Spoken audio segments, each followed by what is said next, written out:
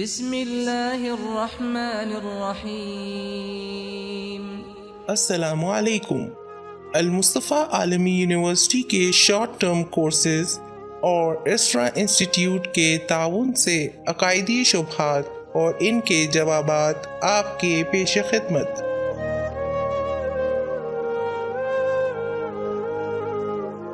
جب بھی ہم سورہ آل عمران کی تلاوت کرتے ہوئے 54 نمبر کی آیت تک پہنچتے ہیں تو ایک سوال ذہن کو الجھا دیتا ہے، وَمَكَرُوا وَمَكَرَ اللَّهُ وَاللَّهُ خَيْرُ الْمَاكِرِينَ۔ کیا خدا مکر کرتا ہے اور مکار ہے؟ قرآن کریم یہ بری صفت کو خدا سے نسبت کیوں دے رہا ہے؟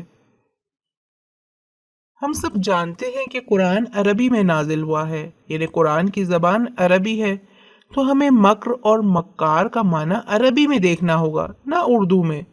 اردو میں مکر سے مراد شیطانی منصوبہ بنانا، فریب اور دھوکے کے معنی میں ہے، جبکہ عربی میں اس کا مطلب حل ڈھونڈنا، آئندہ کی منصوبے بندی کرنا، خواہ یہ منصوبے بندی شیطانی ہو اور بری یا خواہ اچھی اور فائدہ مند۔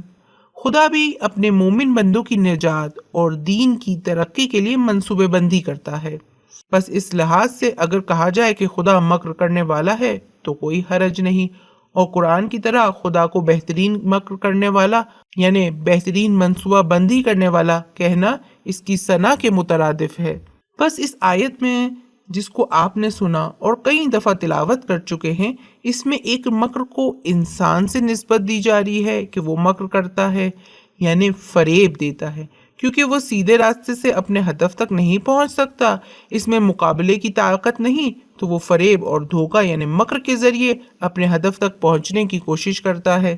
اور دوسرے کلمے میں خدا سے مکر کو نسبت دی جا رہی ہے، لیکن یہ مکر فریب کے معنی میں نہیں، کیونکہ خدا ہر چیز پر توانا ہے اور اس سے زیادہ کوئی قوت نہیں رکھتا، پس اس کا مکر اپنے دشمن کو دھوکہ دینا نہیں بلکہ حکیمانہ طور پر مجرموں کو سزا دینا ہے یا مومنوں کی مدد کرنا ہے کہ کسی کے ذہن میں ایسی سزا اور مجرموں کی پکڑ اور ایسی مدد نہ ہو۔